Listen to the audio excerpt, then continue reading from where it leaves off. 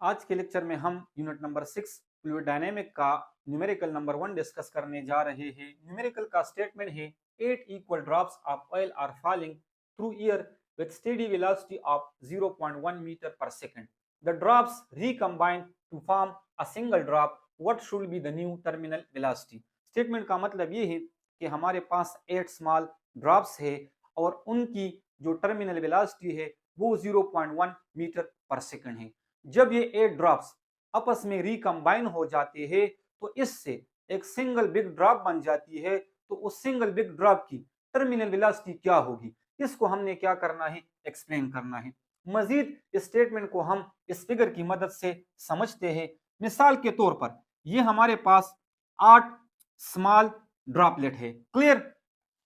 इस एक ड्रॉप की जो टर्मिनल वेलोसिटी है वो किसके बराबर है, 0.1 मीटर पर सेकंड। जब ये 8 ड्रॉप्स इस तरह से नीचे की डायरेक्शन में मूव कर रहा है और हर एक के पास जो टर्मिनल वेलोसिटी है वो 0.1 मीटर पर सेकंड के बराबर है, तो जब ये नीचे की डायरेक्शन में इस तरह से मूव करता है तो ये आपस में रिकम्बाइन हो जाते हैं। जब ये आपस में इस तरह से रिकम्बाइन हो जाते हैं तो इन सब से एक सिंगल बिग ड्रॉप बन जाता है। तो बताइए अब इस सिंगल बिग ड्रॉप की टर्मिनल वेलोसिटी क्या होगी, इसको हमने क्या करना है, मालूम करना है। तो सबसे पहले हम स्टेटमेंट से गिवन डेटा को निकालते हैं। गिवन डेटा में हमारे पास क्या है, terminal velocity of each small droplet vt is equal to 0.1 metre per second. जो सिंगल स्मॉल ड्रॉप की टर्मिनल वेलोसिटी है इसको हमने vt से रिप्रेजेंट किया है और वो क्या है, 0.1 metre per second. Radius of each small droplet, और हमने लेट सपोज एक स्मॉल ड्रॉप की रेडियस को स्मॉल r से रिप्रेजेंट कर दिया है। Number of droplets, total number of जो ड्रॉप्स है वो कितने हैं, वो तकरीबन 8 हैं। रिक्वायर्ड क्या है, हमने किस चीज को मालूम करना है, terminal velocity of big droplet. यानी जब ये 8 ड्रॉपलेट्स आपस में कंबाइन हो जाते हैं और इससे एक बिग ड्रॉप बन जाता है तो उसकी टर्मिनल वेलोसिटी क्या होगी, इसको हमने मालूम करना है। और इसकी टर्मिनल वेलोसिटी को हमने कैपिटल वी और सबस्क्रिप्ट में टी से रिप्रेजेंट कर दिया है। नो, अब हमें मालूम है volume of one small droplet. यहाँ पर अगर हम इन ड्रॉप्स को देखें तो ये एक स्फीयर की तरह बिहेवियर करता है, ये बिल्कुल स्फीयर होता है। क्लियर? और स्फीयर का जो वॉल्यूम है वो हमें मालूम है वो किसके बराबर होता है, 4/3 पाई आर क्यूब। मिसाल के तौर पर स्मॉल सिंगल ड्रॉप की रेडियस को हमने किस से रिप्रेजेंट किया है, स्मॉल आर से। तो एक सिंगल स्मॉल ड्रॉप की जो वॉल्यूम है वो किसके बराबर आ जाएगी, 4/3 पाई आर क्यूब। अब अगर हमने इन 8 स्मॉल ड्रॉप्स की वॉल्यूम को मालूम करना है तो अगर इसके साथ हम 8 को मल्टीप्लाई करेंगे तो टोटल नंबर ऑफ जो 8 स्मॉल ड्रॉपलेट्स है इनकी वॉल्यूम हमारे पास फाइंड हो जाएगा। वॉल्यूम ऑफ 8 स्मॉल ड्रॉपलेट्स, यानी अब हमने जो स्मॉल 8 ड्रॉपलेट है उनकी वॉल्यूम को मालूम करना है और उसको मैंने v से रिप्रेजेंट किया है। क्लियर? जब हम इसके साथ 8 को मल्टीप्लाई करें जैसा कि मैंने यहां पर किया है, जो सिंगल स्मॉल ड्रॉप है अगर इसके साथ हम 8 को मल्टीप्लाई करेंगे तो टोटल 8 स्मॉल ड्रॉपलेट की वॉल्यूम हमारे पास आ जाएगी, जिसको हमने इक्वेशन नंबर 1 से रिप्रेजेंट किया है। Volume of one big drop, जिसको हमने v प्राइम से रिप्रेजेंट किया है, जब ये सारे कंबाइन हो जाए और इससे एक सिंगल ड्रॉप बन जाता है तो उसकी वॉल्यूम को हमने v प्राइम से रिप्रेजेंट किया है और ये बराबर होगा 4/3 पाई आर क्यूब। यानी ये जो कैपिटल आर है ये हमने रेडियस कंसीडर किया है इस बिग ड्रॉप के लिए और ये जो स्मॉल आर है ये रेडियस हमने कंसीडर किया है स्मॉल ड्रॉपलेट के लिए। क्लियर?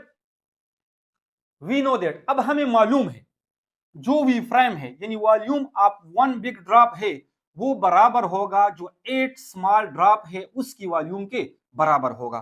तो हमने यहां पर पढ़ा है जो टोटल नंबर ऑफ 8 ड्रॉपलेट्स है उनकी वॉल्यूम को हमने v से रिप्रेजेंट किया है और वन बिग ड्रॉप की वॉल्यूम को हमने v प्राइम से रिप्रेजेंट किया है।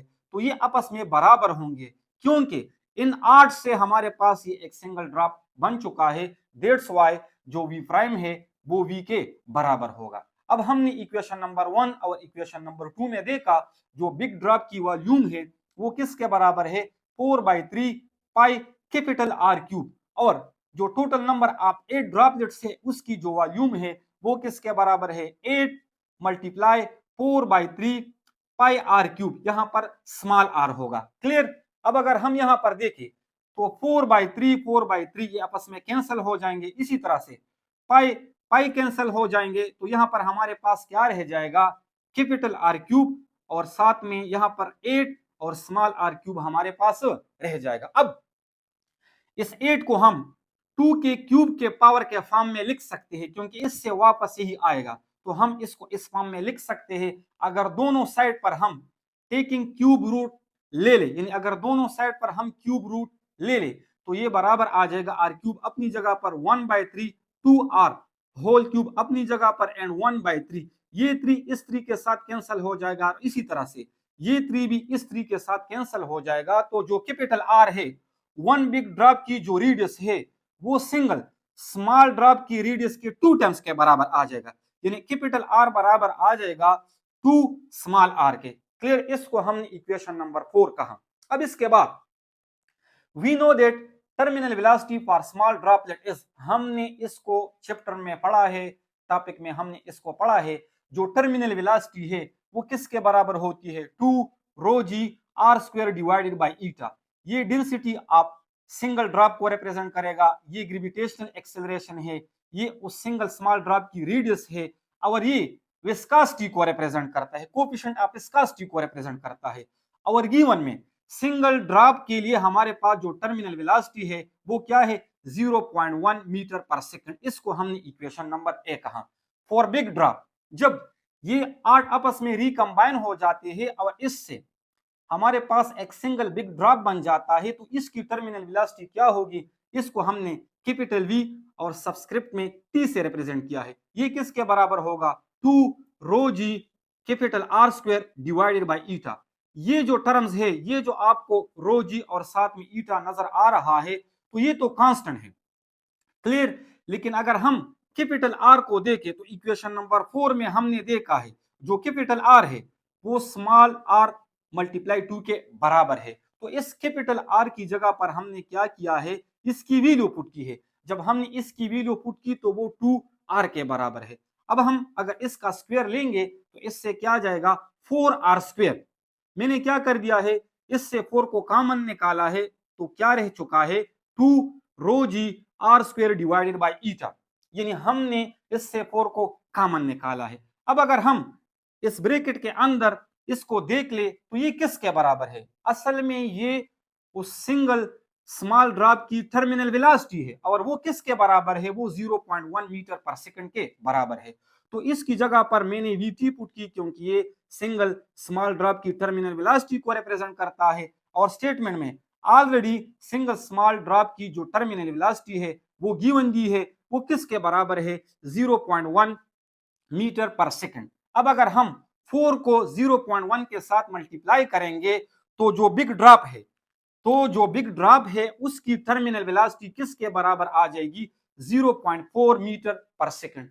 उम्मीद करता हूं कि आप इस न्यूमेरिकल को समझ चुके होंगे। फिर से बता रहा हूं कि लेट्स सपोज हमारे पास 8 स्मॉल ड्रॉप्स है, जब वो आपस में कंबाइन हो जाते हैं तो इनसे एक बिग ड्रॉप बन जाता है।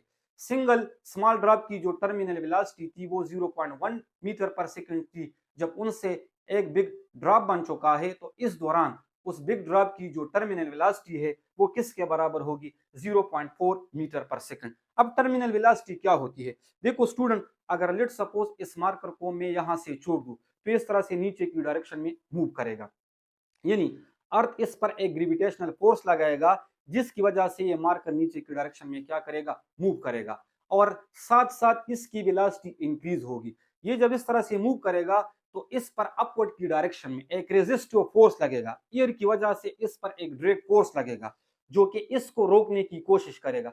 इसकी वेलोसिटी बढ़ने के साथ साथ अपवर्ड की डायरेक्शन में जो ड्रैग फोर्स है वो भी इंक्रीज होगा। एक ऐसा टाइम आ जाएगा कि इसका जो वेट है, जिसकी वजह से अब ये नीचे की डायरेक्शन में मूव कर रहा है, और नीचे से जो ड्रैग फोर्स लग रहा है, ये दोनों एक दूसरे के बराबर आ जाएंगे। जब ये दोनों एक दूसरे के बराबर आ जाएंगे तो इसके बाद इस मार्कर की मजीद वेलोसिटी इंक्रीज नहीं होगी, तो ये इसके बाद एक कांस्टेंट वेलोसिटी के साथ नीचे मूव करेगा। यही वेलोसिटी क्या कहलाती है, टर्मिनल वेलोसिटी, और इस चीज को हमने यहाँ पर फाइंड कर दिया। उम्मीद करता हूं कि आप इसको समझ चुके होंगे।